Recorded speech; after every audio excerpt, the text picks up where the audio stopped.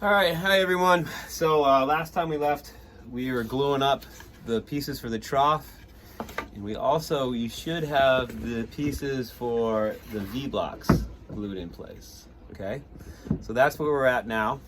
So what we're going to do is we're going to double check that the size of our axle is appropriate. And how we're going to do that, we're going to put it back into our V-block.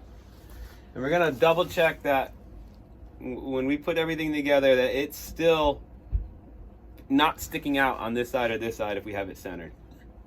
So mine, I cut a little short so that there's about a 1/16 of an inch of a gap between the end of the V-block and our and our axle. That's probably what you want. You want a little bit of a gap so that there's no binding or anything and it can move, but you don't want it to be able to move back and forth this way very much at all. You definitely don't want this to happen at any point where it comes off.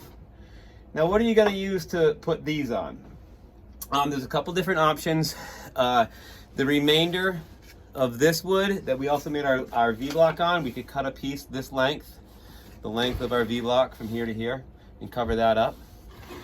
We could also, if we have any remainders from making the steam bent rake from our Zen garden, or if you have that material left over, and the steam bent rake is not something that you really are fond of and you want to repurpose the wood, you can cut the handle, the rope off the handle and take a piece, and we can use this to cover up the ends. And we need something here because once we have this covered, even if there's a little slop, this thing can only move so far. It can't fall off of the A-frames. It can't go anywhere. So what I'm going to do is, I already did it on the other side, but I'm going to show you what I'm going to do on this side. I'm going to line it up so it's flush on this side. I'm actually going to move it in just a hair, a whisker. And then I'm going to line this up here, and I'm going to make a mark. This is my cut mark right there. Okay? I'm going to take my little miter saw, my box, and I'm going to line that mark up with the 90-degree cut. And remember, the 90-degree cut is the one that is just straight across. And I'm going to carefully, I gotta put it back in the grooves. Sorry there, guys. All right, there we go. I'm gonna cut this off. Now, this piece is hickory, and hickory is gonna be much more difficult to cut with this tiny little saw than the pine that we've been using. But stick with it. It'll go. It's thin enough that it should go pretty easily. I got bound up a little bit, so I don't know what happened there. And make sure that you're not bending the saw blade when we're cutting, because I think something happened with my blade a little bit, or if it had a little glue on it. If you have glue or anything like that on there, try to get rid of it. And be nice to my saws, because I do need them back at the end of the semester. Even my blade's a little bit bent, and I'm the instructor. So, you know, there's a certain level of whatever that I have to deal with. But anyways, back to this. So I have my piece. What do? This is easy. You just take it, you put a little glue on the area up here. Just gonna tilt this to the side a little bit.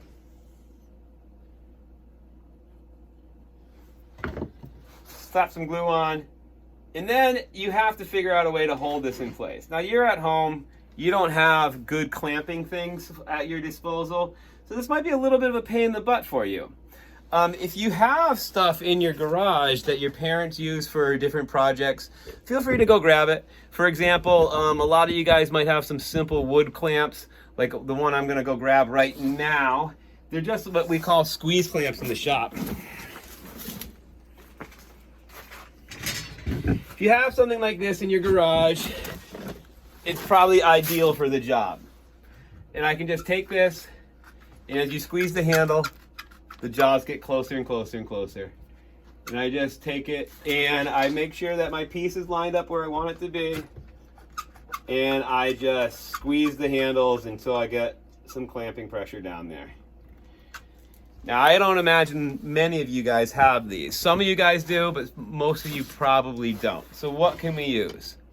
Well, you know those very large binder clips, the black ones with the two little handles that you can fold back and then you squeeze it and they open up quite wide? Perfect. perfect for this job. So grab one of those. You could also take a rubber band and rubber band it on. Now remember, this is not going to see much force when it's in operation. You know, it's just to keep this thing from sliding off. So we don't need the strongest glue joint in the world for this to work properly. A clamp like this, a rubber band tied around it, even the string that I provided for the sling and the trebuchet to shoot the projectile later on, that would work. Anything along those lines would be good. But for right now, I have this clamp on. If you have no clamps at all, just hold on to it. 3 minutes, 4 minutes, you can let go of it. After 4 or 5 minutes, it's going to be strong enough that it's not going anywhere. I wouldn't do the next step until you've given it a good 20 minutes, but you don't need any more than this clamping for 4 or 5 minutes to keep it in place for this type of job. I wouldn't recommend that same clamping scenario if you're making a cutting board or something that's going to be really used and that glue joint matters a lot, but this glue joint doesn't matter too much.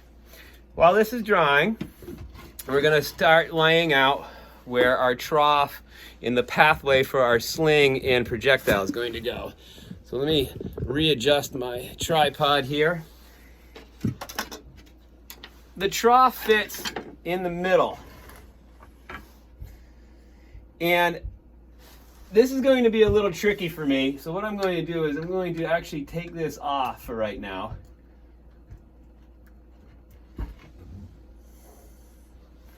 Okay.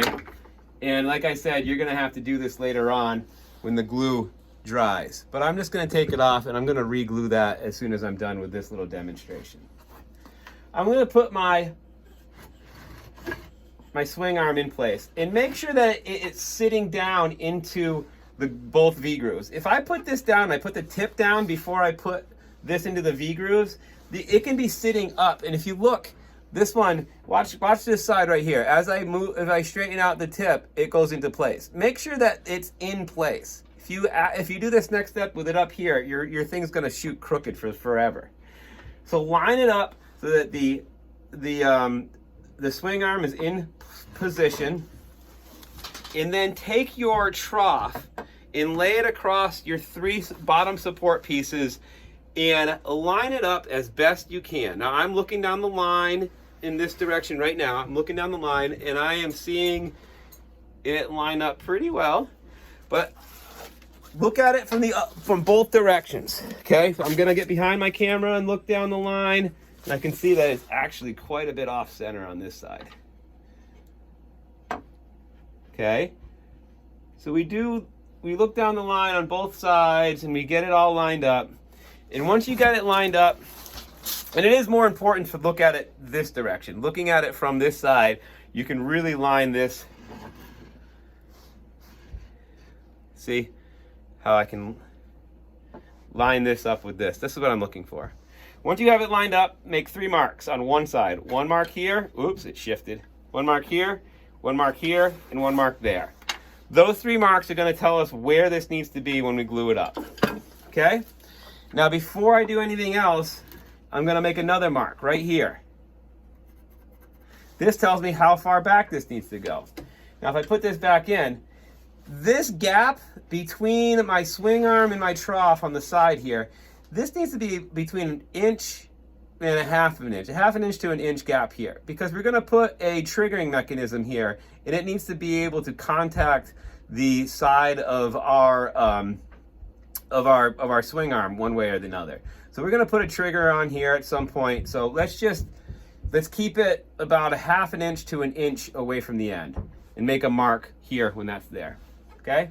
So I remove my swing arm and watch this maneuver. I am just going to take this and lean it up on its side like that.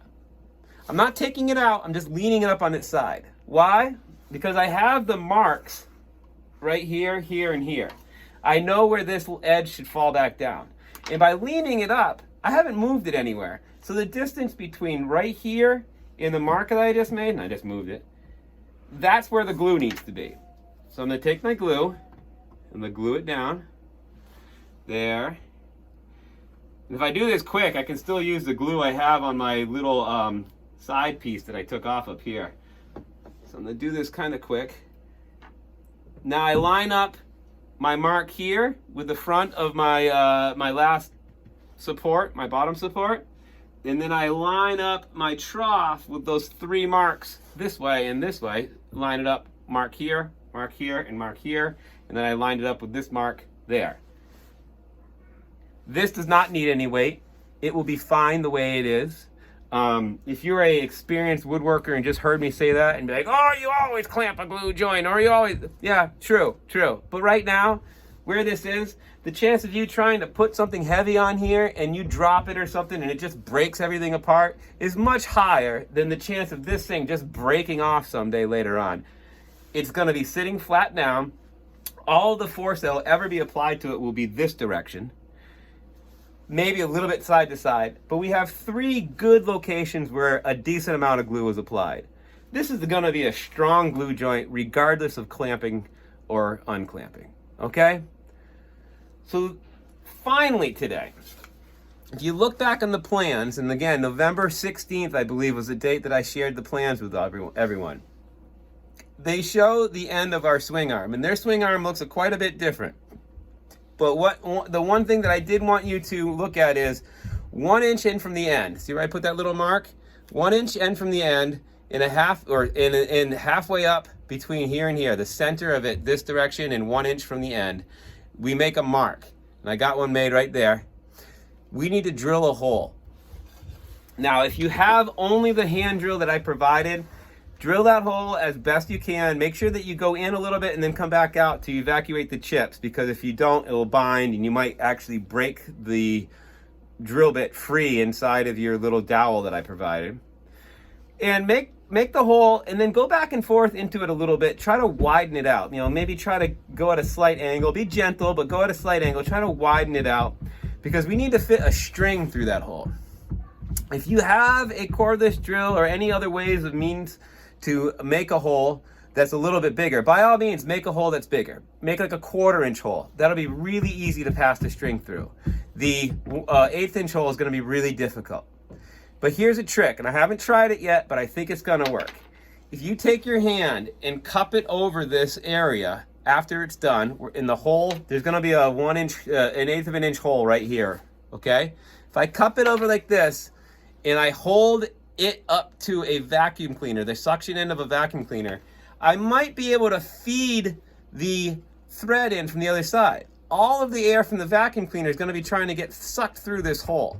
So if I can get that little string started into the hole, there's a chance that it might pull all the way through, especially if you're able to widen that hole out a little bit with a little bit of wiggling and re-drilling of the hole with the hand drill.